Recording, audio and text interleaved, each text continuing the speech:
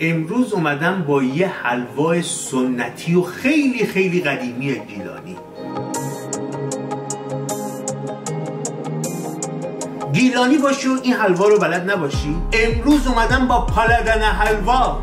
پلدن حلوا یکی از قدیمی ترین حلواهای گیلانه که شاید خیلی ها فراموششون شده و شاید خیلی ها دیگه درستش نمیکنن. بریم با هم درستش کنیم.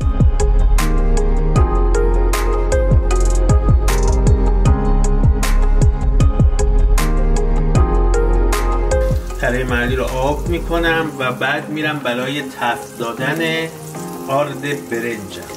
این آرد برنج با آرد برنجای دیگه فرق داره. حتما درستش کن، خیلی جذابه.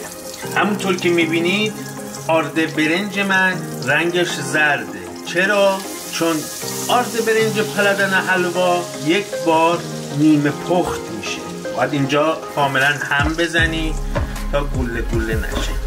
پختش هم با زردچوبه است. آرد پلدن حلوا آرد برنجیه که یک بار نیم پخت شده با زردچوبه، خشک شده و بعد آسیاب شده. قشنگ باید پلدن حلوا تو این مرحله تفت داده بشه. شهدی رو که از قبل آماده کردم داخل پلدن حلوای میریزم. البته شهد قدیمیش فقط آب و شکر بوده، ولی من داخل شهدم از بهار نارنج و کمی هل استفاده کردم تا عطر و بوی جذابتری بگیره. در چند مرحله شهدم رو اضافه کردم تا قشنگ مخلوط حلوام بشه و میریم برای سرو.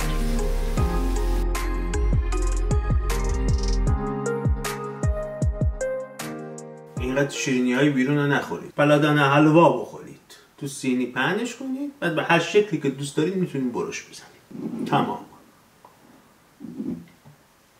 به به. با بهار نارنجم عالی شده. هم طعم کره‌ای، هم بهار نارنج. اوف.